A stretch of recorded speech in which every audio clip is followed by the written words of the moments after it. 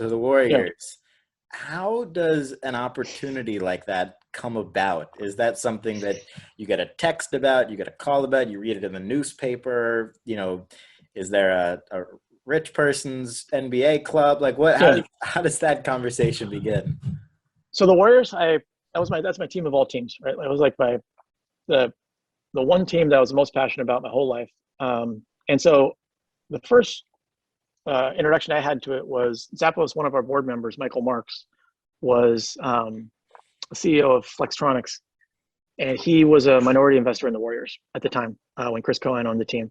And I remember thinking, wow, like what? And he was like, yeah, it's tell me about it. And I was like, that seems crazy to me. And then when so Amazon acquired Zappos in 2009, 2010, the Warriors were for sale, and I had met I'd met a guy uh, who I met a guy who told me he was friends with the guy who started 24 Hour Fitness. And I read in the paper one day that Mark Mastroff, 24 Hour Fitness, was one of the guys trying to buy the Warriors, and that he was one of the leading guys. And so I emailed this guy and I said, hey, could you introduce me to Mark, who I would end up meeting later at Warriors games. But I said, can you introduce me to Mark? And he said, haha. I'm like, no, really? Like, I mean, I just want, I just want any opportunity to have even any piece. Like that'd be like my life dream. So he didn't.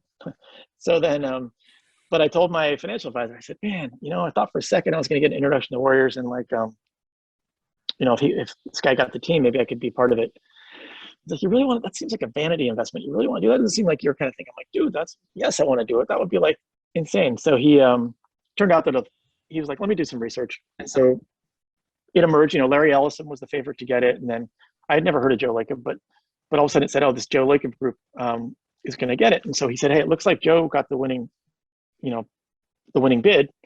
It turns out that attorney friends, I don't know, their firm or a firm of a firm is working on some aspect of it with him. Do you want me to see if I can make an introduction? So I was like, fuck yeah. So he introduced me, and I just reached out and said, hey, I'd love to see if there's an opportunity. And so I met with them, and I came in like, I had this letter that I had written to Chris Cohan in 1999, talking about how they needed to step up their customer service quite a bit. And one day I was going to own part of the team. And like, I came in ready to give the sales pitch, but it was awesome. They were in fundraising mode. And so they were giving the pitch. And so I was like, yes, like if I could be part of this, I would love to. So I was able to do that. And it was the highest amount paid for a team at the time. It seemed crazy, but now it's turned into a really good investment. It's funny. The only things I've invested in, because I figure I don't know enough. I don't have the attention span or the passion for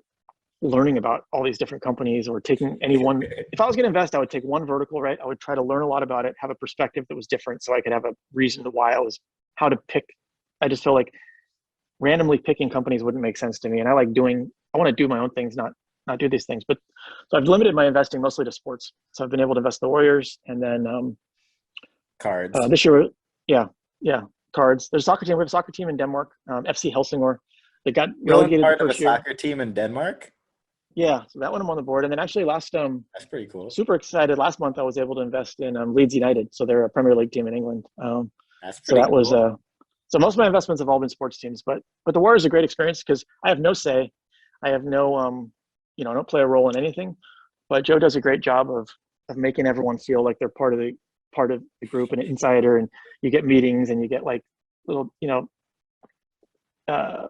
information, and you can there's always an open door to like the suggestions, and we get the special areas in the arena that we get to go into and stuff. So it's been, as a lifelong Warriors fan, it's been, I mean, even like going to when we were early days and Jerry West was there, it's like the day before the draft, having an in-person meeting and listening to Jerry West and talk about like different things, and just being able to ask a question. I would just ask questions just because I want to say that I asked Jerry West a question about this player or this player. Right. That stuff is like, the financial return has been great, but like that's the stuff that for me was it.